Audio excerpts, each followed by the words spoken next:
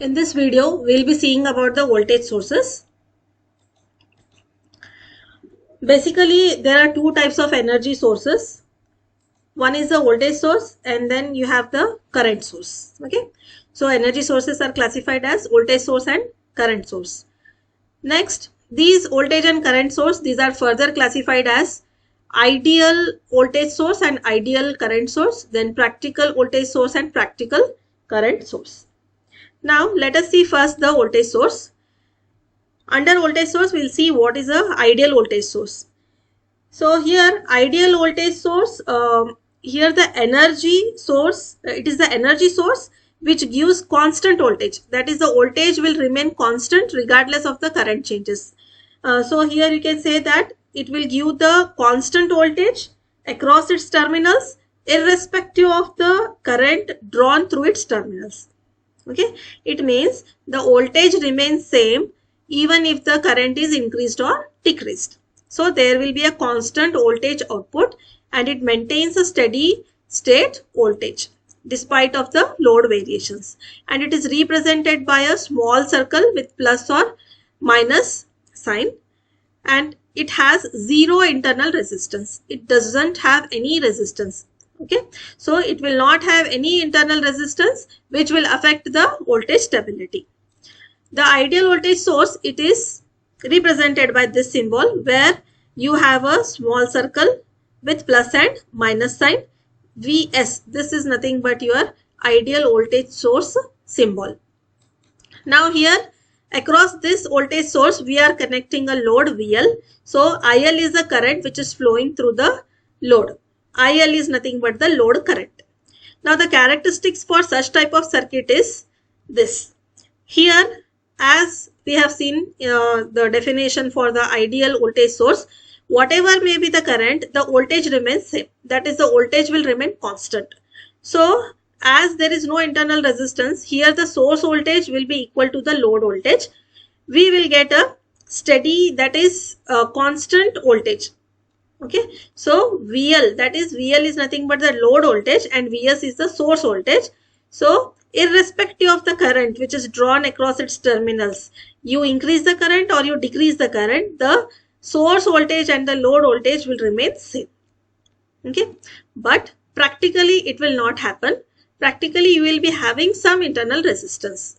So for that we will see the practical voltage source. These are the characteristics of the practical voltage source, where the voltage decreases as the current drawn increases. Okay, and there will be a non-zero resistance which will affect the voltage source performance. In ideal source we were having zero internal resistance, whereas here you will be having some small internal resistance in series with the voltage source, and the terminal voltage, it will vary with the current load. So here this circuit you can see here, earlier we were not having this RSC, that is a resistance RSC in series with the voltage source, but practically you will be having some internal resistance in series with the voltage source. For that we have connected a internal resistance here. Okay, this RSC is the internal resistance which will be in series with the voltage source. So the characteristics for such type of circuit will be like this. Here earlier this was the characteristic for ideal voltage source, but practically it doesn't happen. There will be a small internal resistance. As the current increases, the voltage will decrease. That is, the load voltage will decrease. This is for ideal and this is for practical.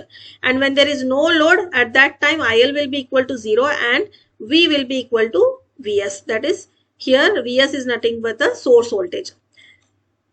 Now you can apply KVL here. Okay, so here we want to find out what is the voltage across the load, that is VL we want to find out.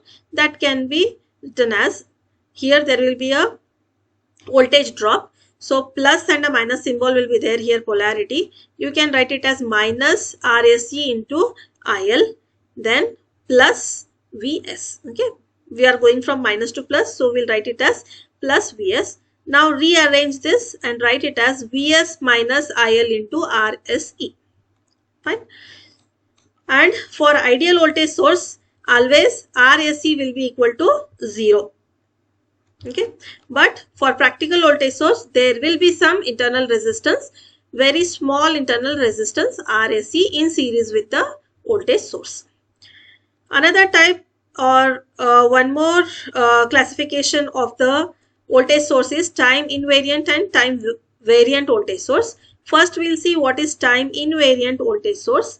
Here, these are the sources where the voltage is not varying with time. Okay, these are the symbols for time invariant voltage source. Here the voltage is not varying with time, and these are also called as the DC sources, and usually these are represented by capital letters. Here this is capital V and capital V.